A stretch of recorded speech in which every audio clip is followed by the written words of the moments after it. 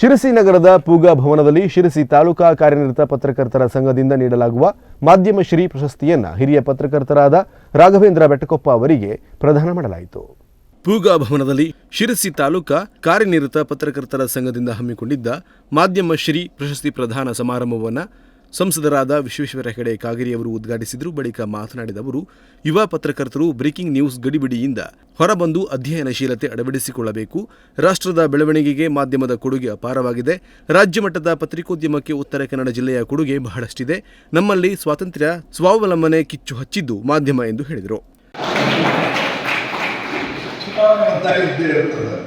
ಆದರೆ ನಾವೆಲ್ಲ ಆತ್ಮೀಯ ಸ್ನೇಹಿತರು ಕೊಡನಾಡಿದ್ದಾರೆ.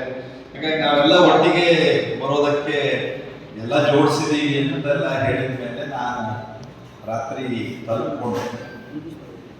ಭಾಳ ಬೆಟ್ಕೊಪ್ಪ ಅವರಿಗೆ ಮತ್ತು ಮಂಜುನಾಥ್ ಸಾಯಿಮನೆ ಇವತ್ತು ಈ ಪುರಸ್ಕಾರ ಆಗ್ತಾ ಇರುವಂಥದ್ದು ಒಂದು ಸಂತೋಷದ ಕ್ಷಣ. ನಾನು ವಿದ್ಯಾರ್ಥಿಗಳು ಇದ್ದಾರೆ, ನಮ್ಮ ಊರಿನ ಎಲ್ಲ ಹಿರಿಯ, ಯಾಕೆಂದರೆ ಪ್ರಜಾಪ್ರಭುತ್ವದಲ್ಲಿ ಶಾಸಕಾಂತ್ರಿಕಾ ರಂಗ ಸಹ ಎಷ್ಟು ಪ್ರಾಮುಖ್ಯತೆಯನ್ನು ಪಡೆದಿರುವಂಥ ಕ್ಷೇತ್ರ ಅನ್ನೋದು ನಮಗೆ ಗೊತ್ತೇ ಇದೆ. ಅಧಿಕೃತವಾಗಿ 4ನೇ ಅಂಗ ಅಂತ ಕರೆಸ್ಕೊಳ್ಳದೆ ಹೋದರೂ ನಾವೆಲ್ಲರೂ 4ನೇ ಅಂಗ ಅಂತ ಇಡೀ ದೇಶ ಜಗತ್ತು ಭಾವಿಸಿದೆ. ಅಷ್ಟು ಪ್ರಾಮುಖ್ಯತೆ ಪತ್ರಿಕಾ ರಂಗಕ್ಕೆ ಇದ್ದೇ ಇದೆ. ಈ ಪತ್ರಿಕಾ ಕ್ಷೇತ್ರದಲ್ಲಿ ಯಾರ್ಯಾರು ಹಿರಿಯರು ಕೆಲಸ ಮಾಡಿದ್ದಾರೆ ಅವರೆಲ್ಲರ ತಮ್ಮನ್ನ ಅವರು ತೊಡಗಿಸ್ಕೊಂಡಿರೋ ರೀತಿಯನ್ನು ನೋಡಿದಾಗಲೂ ಸಹ ಈ ಕ್ಷೇತ್ರ ಎಷ್ಟು ಮಹತ್ವದ ಕ್ಷೇತ್ರ ಇದು, ಹಾಗಾಗಿ ಅವರು ಎಷ್ಟು ನಿಸ್ಪೃಹತೆಯಿಂದ ಹೇಗೆ ತಮ್ಮನ್ನು ತಾವು ತೊಡಗಿಸ್ಕೊಂಡಿದ್ರು ಅನ್ನುವಂಥದ್ದೆಲ್ಲ ನಮ್ಮ ಅರಿವಿಗೆ ಬರ್ತದೆ. ನಮ್ಮ ಕಾರ್ಯಾಂಗ, ಶಾಸಕಾಂಗ, ನ್ಯಾಯಾಂಗಗಳ ಅಂಗಗಳು ಜೊತೆ ಸೇರಿಯೇ ಮುನ್ನಡೆಯಬೇಕು ಈ 4 ಅಂಗಗಳು.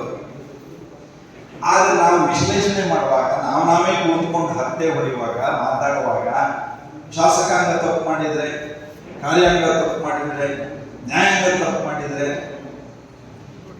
ಈಗ ಪತ್ರಿಕಾರಂಗವೂ ತಪ್ಪು ಮಾಡಿದರೆ ಅನ್ನೋ ಪ್ರಶ್ನೆ ಕೇಳುವ ಸ್ಥಿತಿಗೆ ಹೋಗಿದ್ದೀವಿ.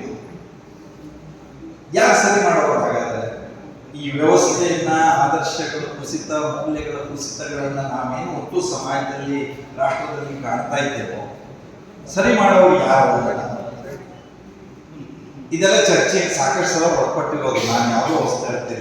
ಪ್ರಶಸ್ತಿ ಪ್ರದಾನ ನೆರವೇರಿಸಿ ಮಾತನಾಡಿದ ಶಾಸಕ ಭೀಮಣ್ಣ ನಾಯ್ಕ್, ಹಿರಿಯ ಪತ್ರಕರ್ತ ರಾಘವೇಂದ್ರ ಬೆಟ್ಟಕೊಪ್ಪ ಅವರ ಹಲವು ವರ್ಷಗಳ ಸೇವೆಗೆ ಮಾಧ್ಯಮ ಶ್ರೀ ಪ್ರಶಸ್ತಿ ದೊರೆತಿದೆ.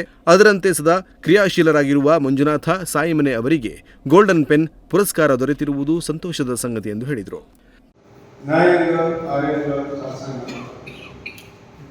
ಇವುಗಳನ್ನು ಸರಿಯಾದ ದಿಕ್ಕಲ್ಲಿ ತಗೊಳ್ಳುವಂತ ಎಲ್ಲಾದರೂ ಸ್ವಲ್ಪ ಈ 3 ಅಂಶಗಳ ಮೌಲ್ಯ ಇದೆಯೋ, ಈ ಮೌಲ್ಯನ ಅಪಮೌಲ್ಯ ಆದ ರೀತಿಯಲ್ಲಿ ಸರಿಯಾದ ದಿಕ್ಕನ್ನು ನಮ್ಮ ರಾಜಕಾರಣಿಗಳಿರ್ಬೋದು, ಯಾರಿಗೆ ಇರ್ಬೋದು, ಸರಿಯಾದ ದಿಕ್ಕನ್ನು ವ್ಯವಸ್ಥಿತವಾಗಿ ತಗೊಂಡೋಗ್ತಕ್ಕಂಥ ಶಕ್ತಿ 4ನೇ ಮಾಧ್ಯಮ ಅನ್ನೋದನ್ನು ನಾವು ಯಾರು ಕೂಡ ನೋಡಿರ್ತಕ್ಕಲ್ಲ.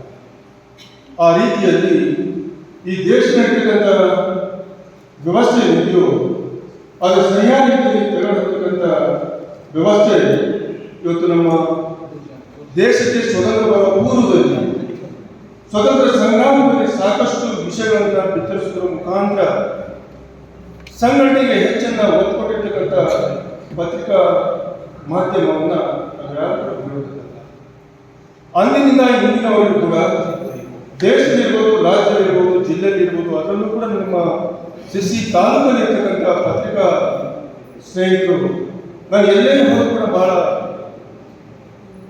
ಅವರನ್ನ ಹೊಗಳು ಮಾತಲ್ಲ, ತಮ್ಮ ಶ್ರಮ ಇದೆಯೋ, ತಮ್ಮ ಪ್ರಮಾಣಿತನ ಇದೆಯೋ ಅದನ್ನು ನಾನು ಬಹಳಷ್ಟು ಕಡೆ ಅನೇಕ ಸ್ನೇಹಿತರು ಹೇಳಿಕೊಡಿ ಕೂಡ ನಾನು ಹಂಚಿಕೊಂಡಿರೋದನ್ನು ಕೂಡ ಮಾನ್ಯ ಕಾಂಗ್ರೆಸ್ ಗೌರವ ಕೂಡ ನಾನು ತಂದಿದ್ದೇನೆ.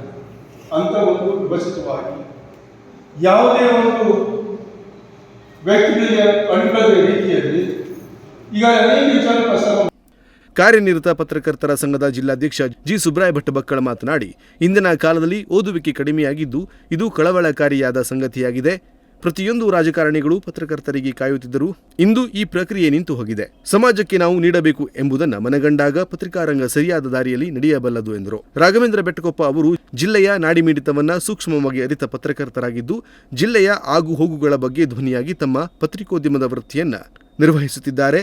ವಿಶೇಷವಾಗಿ ತಮ್ಮ ವೃತ್ತಿಗೆ ಎಳ್ಳಷ್ಟು ಕಳಂಕ ಬರದಂತೆ ಕಾರ್ಯನಿರ್ವಹಿಸುತ್ತಿರುವ ಬೆಟ್ಟಕೊಪ್ಪ ಅವರ ಸಮಾಜಮುಖಿ ಪತ್ರಿಕೋದ್ಯಮ ಕೃಷಿಯನ್ನ ಪರಿಗಣಿಸಿ ಮಾಧ್ಯಮ ಶ್ರೀ ಪ್ರಶಸ್ತಿಯನ್ನು ನೀಡಿ ಗೌರವಿಸಲಾಯಿತು. ಇದೇ ವೇಳೆ ಬೆಟ್ಟಕೊಪ್ಪ ಅವರ ವೃತ್ತಿಗೆ ಬೆಂಬಲವಾಗಿ ಸದಾ ಸ್ಫೂರ್ತಿ ತುಂಬುವ ಅವರ ಪತ್ನಿ ಗಾಯತ್ರಿ ಹೆಗಡೆಯವರಿಗೂ ಒಂದೇ ವೇದಿಕೆಯಲ್ಲಿ ಸನ್ಮಾನಿಸಿ ಗೌರವಿಸಿದ್ದು ವಿಶೇಷವಾಗಿತ್ತು. ಇದೇ ವೇಳೆ ಉತ್ಸಾಹಿ ಪತ್ರಕರ್ತ ಮಂಜುನಾಥ ಸಾಯಮನೆ ಅವರಿಗೆ ಗೋಲ್ಡನ್ ಪೆನ್ ಪುರಸ್ಕಾರ ನೀಡಲಾಯಿತು.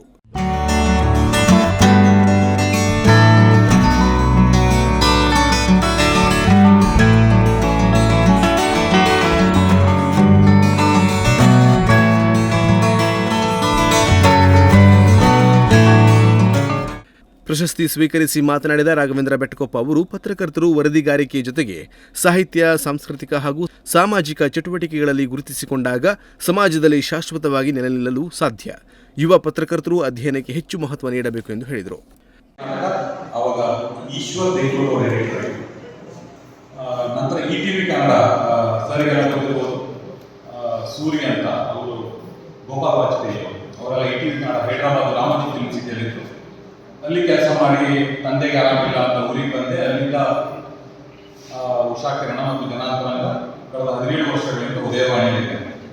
ಈವರೆಗೆ ನನ್ನ ನಡೆಗೆ ಸಹಕರಿಸಿದ ಎಲ್ಲರಿಗೆ ನಾನು ಮತ್ತೆ ಮುಂದೆ ಸಹಕರಿಸಲಿರುವ ಎಲ್ಲರಿಗೆ ನನ್ನ ಕೃತಜ್ಞತೆಗಳನ್ನು ಸಲ್ಲಿಸ್ತೇನೆ. ಒಂದು ಊರಿಗೆ ಬಂದ ಮೇಲೆ ನಮ್ಮೆಲ್ಲ ಡಾಂಬರ್ ರಸ್ತೆಗಳು ವಾಪಸ್ ಊರಿಗೆ ಬರಬೇಕು.